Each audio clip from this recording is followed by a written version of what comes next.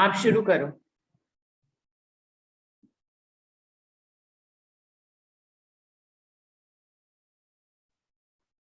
Mic नहीं खुला है वर्षा, माइक नहीं खुला हुआ है, आपका माइक नहीं खुला है। ठीक है दीदी। बोले श्री प्राणनाथ प्यारे, बोले श्री सतगुरु महाराज की। नाम से करे है पिया, नाम तो धराया यहाँ। नाम से करे है पिया, नाम तो धराया यहाँ। जाने सब नाम को, नाम काम कामवा। जाने सब नाम को, नाम का न कामवा। शब्दों में आए शब्दातीत जो कहलाए रे। शब्दों में आए शब्दातीत जो कहलाए रे। नाम से करे है पिया, नाम तो धराया यहाँ। नाम से परे है पिया, नाम तो धराया यहाँ। सुनी नाम सुने नरक कट जाए रे। नाम चले हम पे अखंड सुख पाए रे। सुनी नाम सुने नरक कट जाए रे। नाम चले हम पे अखंड सुख पाए रे। समझ पिया तेरा हो जाए रे। समझ पिया तेरा जो जाए रे। वही पिया मेरे तुमको न पाए रे। वही पिया मेरे तुमको यहाँ पाए रे। शब्दों में आए शब्दातीत जो कहलाए रे। शब्दों में आए शब्दातीत जो कहलाए रे। नाम श्री कृष्ण श्री देवचंद धरायो। नाम दो छोड़ प्राण नाथ कहलाए। नाम श्री कृष्ण श्री देवचंद धराए।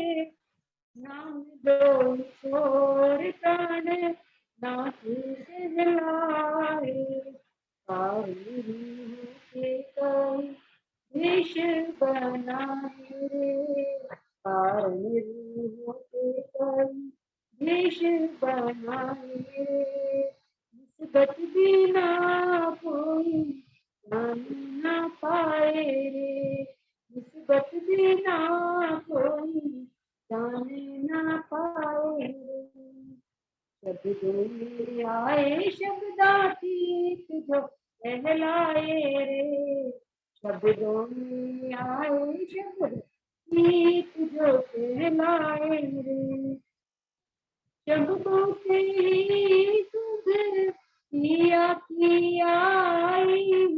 इश्क की लज्जत शब्दों से पाई। शब्दों से ही सुध किया इश्क की लज्जत शब्दों से पाई। हारे के तन पिया माया में आए रे। हारे के तन पिया माया में आए रे। संबंध की सुध शब्दों से पाए रे। संबंध की सुध शब्दों से पाए रे। शब्दों में आए शब्दातीत जो कहलाए रे। शब्दों में आए शब्दातीत जो कहलाए रे। मोह तत्व यहाँ रास श्री कृष्ण तत्व नूर तत्व परम नाम सुहाए रे। मोह तत्व यहाँ रास श्री कृष्ण तत्व मोरे तत्व परम हमें सुहाए रे। पर तुम बिना कोई भेद न पाए रे। पर तुम बिना कोई भेद न पाए रे। पर तुम सब की कहाए रे। पर तुम सब की कहाए रे। शब्दों में आए शब्दातीत जो कहलाए रे। शब्दों में आए शब्दातीत जो कहलाए रे। नाम से परे है पिया नाम तो डराया यहाँ। नाम से परे है पिया नाम तो डराया यहाँ। जाने सब नाम को नाम तो न काम वहाँ। जाने सब नाम को नाम का न काम वहाँ। शब्दों में आए शब्दातीत जो कहलाए रे। शब्दों में आए शब्दातीत जो कहलाए रे। नाम से परे है पिया नाम से परे है नाम के प्यारे बोले श्री सतगुरु महाराज समस्त सुंदर साथी। प्रणाम जी। प्रणाम जी। धन्यवाद वर्षा। प्रणाम जी दीदी, प्रणाम जी। प्रणाम जी। प्रणाम जी। मीनू दीदी एक मिनट। गुरु महाराज की जय। सर्व सुंदर साथ की जय।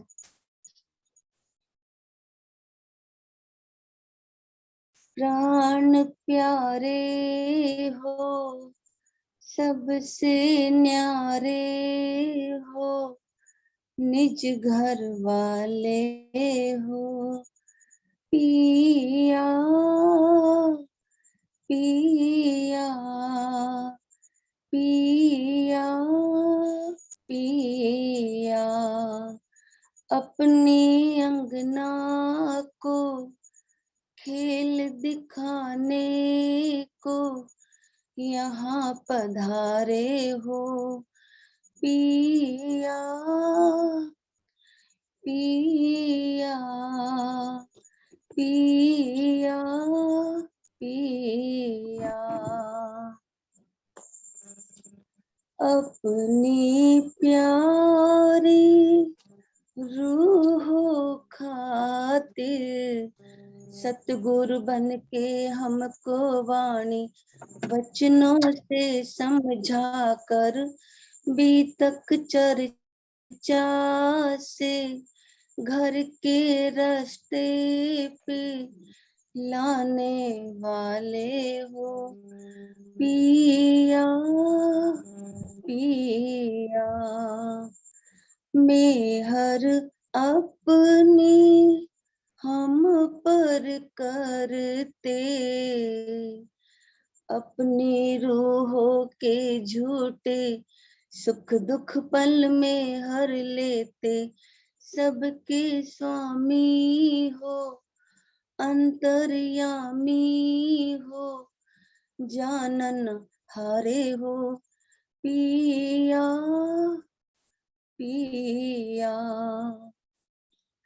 हम सब सुंदर साथ तुम्हारे जग में रहते हैं लेकर हम आपके सहारे अपनी कृपा में अपनी मेहर में रखने वाले हो पिया पिया। बोलो श्री प्राणनाथ प्यारे की जय। सदगुरु महाराज की जय। धन्यवाद दीदी, बहुत सुंदर भजन आपने गाया।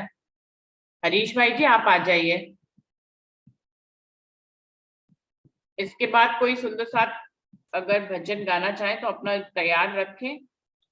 मीनू दीदी आप भी निकाल लो कोई भजन। दीदी मैं इतवार को बोल लूंगी। वो मेरी अच्छा ना बचनाभनी उधर कमरे में पड़ी है, उधर ये सोए हुए। ठीक है जी।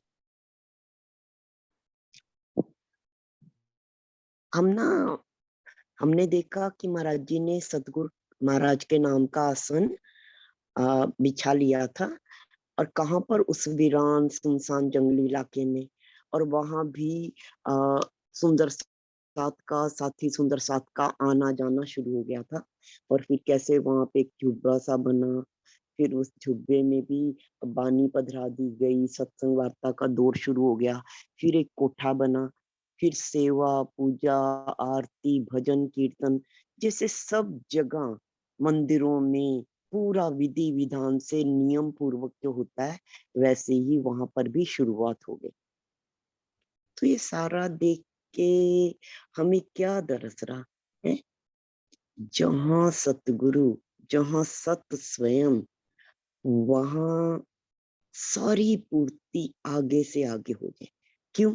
यहाँ साथ के साथ लंगर सेवा भंडारा भी शुरू हो गया, और जो अविरल आज तक निरंतर चलता ही रहा।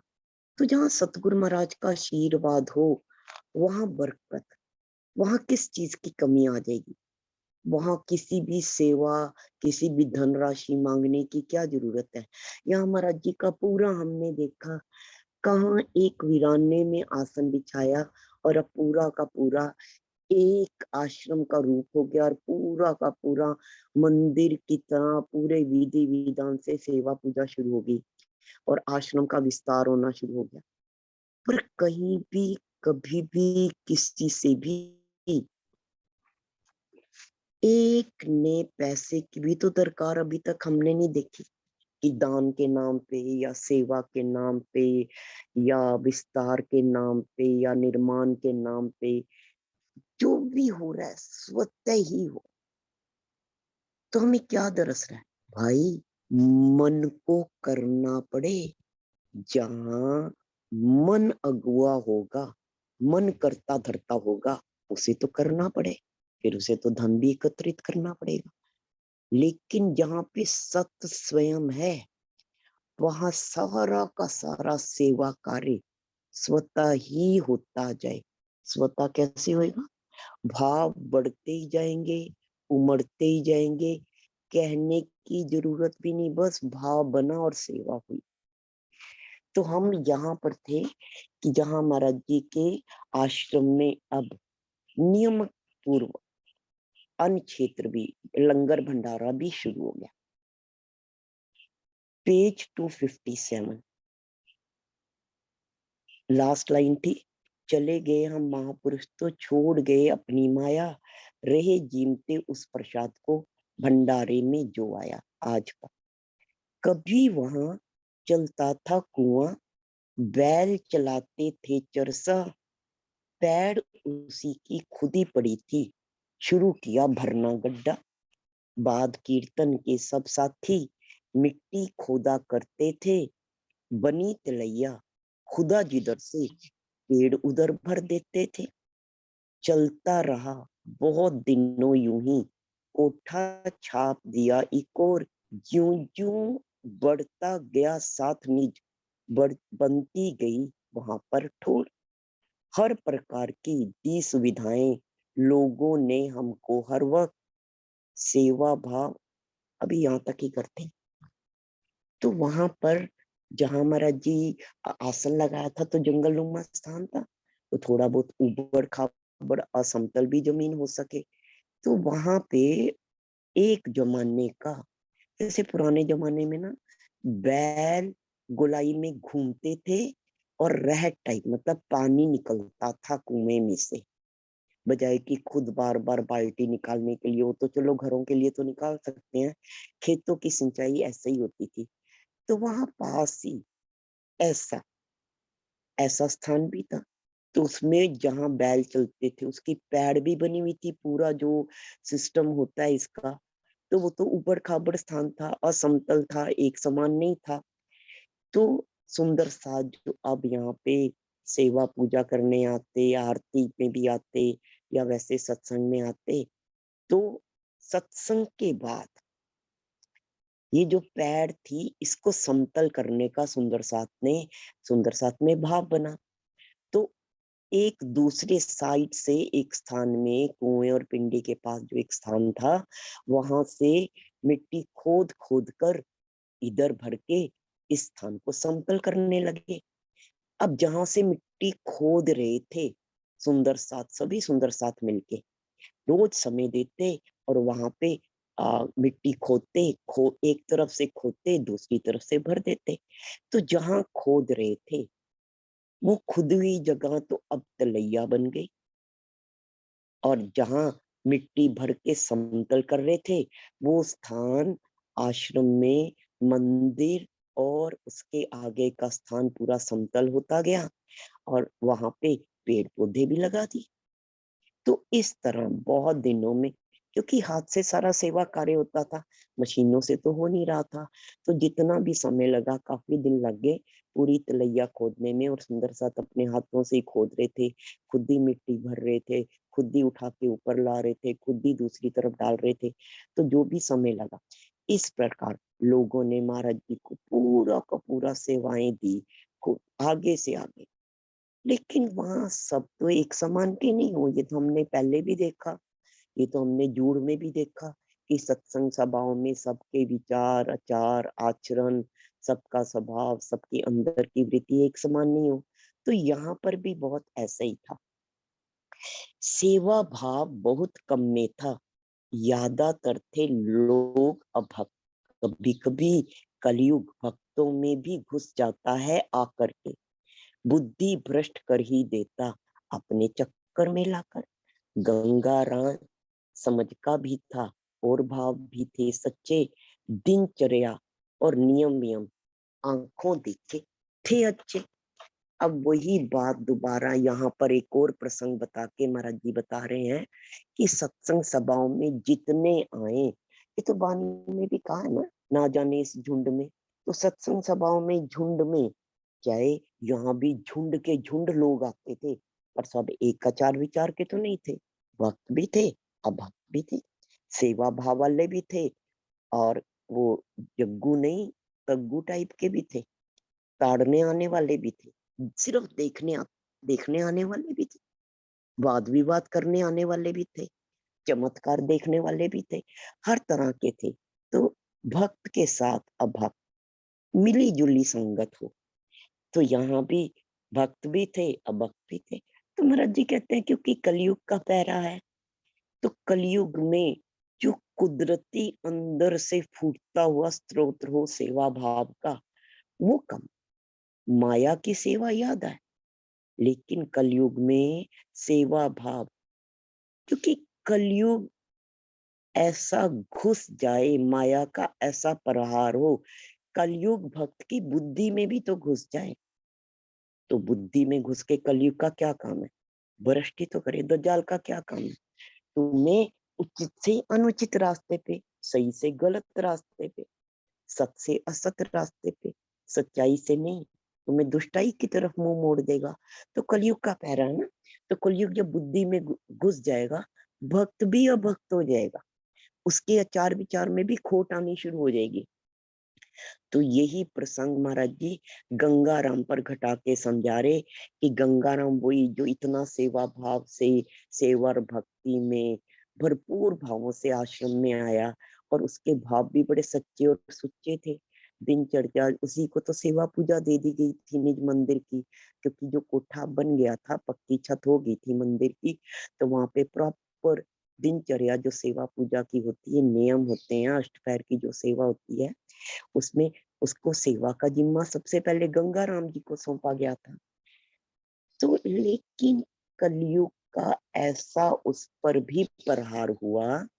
अगला पेज 258, 258, कार्य महाप्रभु की सेवा का था उन दिनों उसी के हाथ, और किया भी करते सेवा इच्छित होकर के दिन रात, किंतु फिसलते देर नहीं लगती, कर्म कांड उस दिन बिगड़ा, थाल आगे मंदिर में से एकदम बाहर आन पड़ा।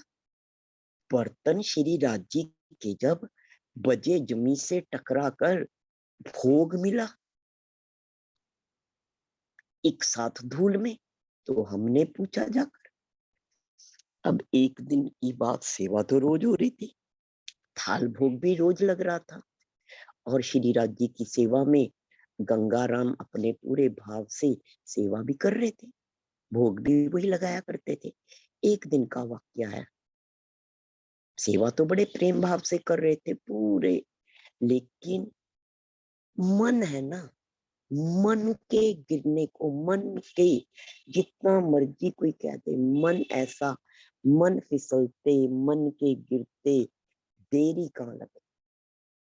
उस दिन गंगाराम की सेवा बिगड़ गई। जिस दिन वो तो अपनी तरफ से थाल भोग आया, थाल भोग के लिए वो मंदिर में थाल भोग के लिए अंदर सेवा का भोग लगाने के लिए ले गया, लेकिन साथ ही साथ बर्तन जिस थाल में भोग परोस के डाला गया था और मंदिर में भोग लगाने के लिए मंदिर के अंदर लेके गया था, वो बर्तन सारे के सारे बाहर, मंदिर के बाहर जो चबूतरा नुमा स्थान हो, जो खाली स्थान हो, वहां पे आके ठा टकराए बर्तन, और सारा का सारा भोग थाल में से जब बर्तन बाहर कोई, अब ये तो नहीं हम कह सकते कि फेंका गया, बाहर गिरा, तो वो सारा का सारा भोग जो बर्तन में श्री राज जी के रोगने के लिए परोसा गया था, वो सारा का सारा जमीन में, मिट्टी में मिल गया। जब ये शोर शराबा खड़का हुआ, बर्तन गिरने की आवाज तो हुई, तो महाराज जी ने उसी समय तुरंत ही पूछा, गंगाराम ये क्या हरकत है? तुम शायद ये जान रहे कि हम भोग वोग जो कुछ है चित्रों को आरोग रहे, यहाँ क्या है श्री राज जी, समझी होगी सब बकवास, झूठा खिलाने लगे प्रभु को। अगर वास्तव में है यह बात, तो मस्तक अब तुम्हें नवाया करेगा सारा सुंदर साथ। गंगाराम भाग कर आया, एकदम मेरे पैरों में, क्षमा करो, अब क्षमा करो, अब मिन्नत करने लगा।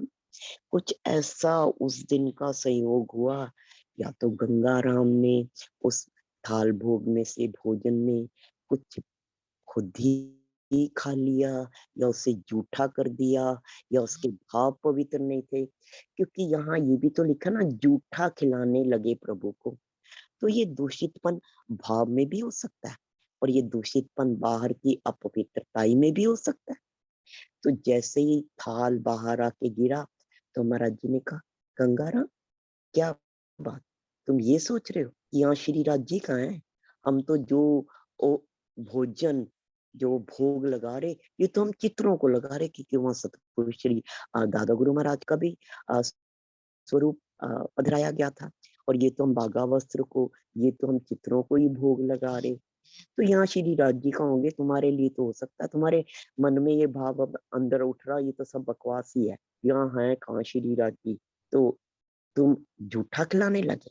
तो भाई अब ऐसा है, आज के बाद सुंदर साथ जी इधर माथा नहीं टेकेंगे निज मंदिर में श्री राज जी को, अब माथा तुम्हें टिकाया जाएगा, क्योंकि तुम तो श्री राज जी से भी बड़े। सारा सुंदर साथ आज के बाद तुम्हें अपना मस्तक टेका करेगा।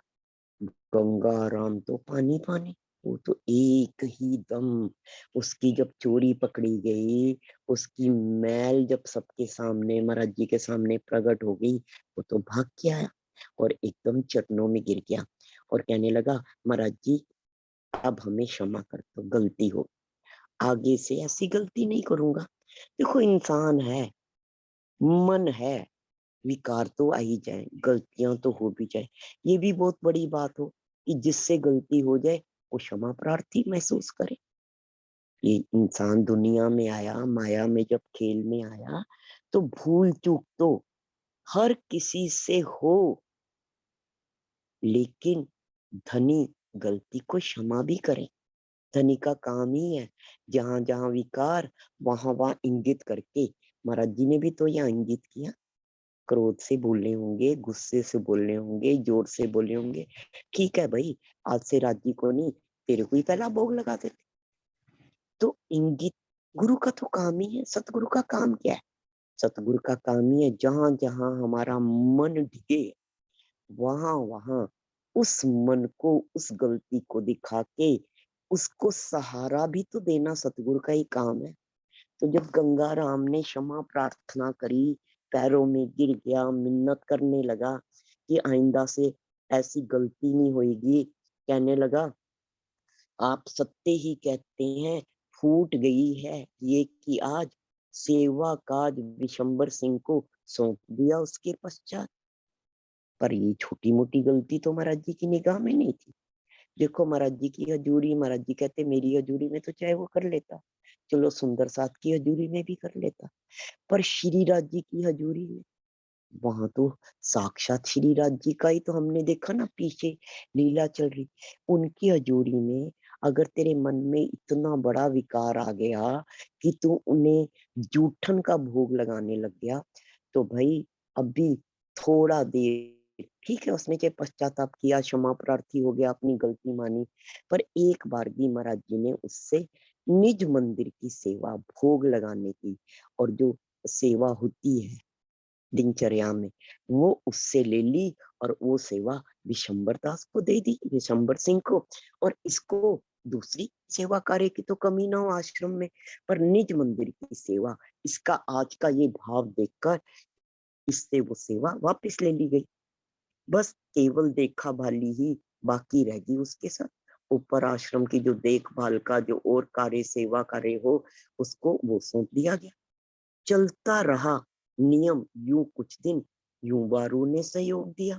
और एक वो जो तीसरा बारूद भगत था, उसने भी विशंबर सिंह को और आश्रम के कार्यों में सहयोग दिया। अब दिनचर्या इस प्रकार की होगी, पहले गंगाराम जी निज मंदिर की सेवा करते थे, अब विशंबर सिंह करने लगा, और बारू पहले की तरह पूरा का पूरा ऊपर अन्य कार्य सेवा कार्यों में सहयोग देने लगा।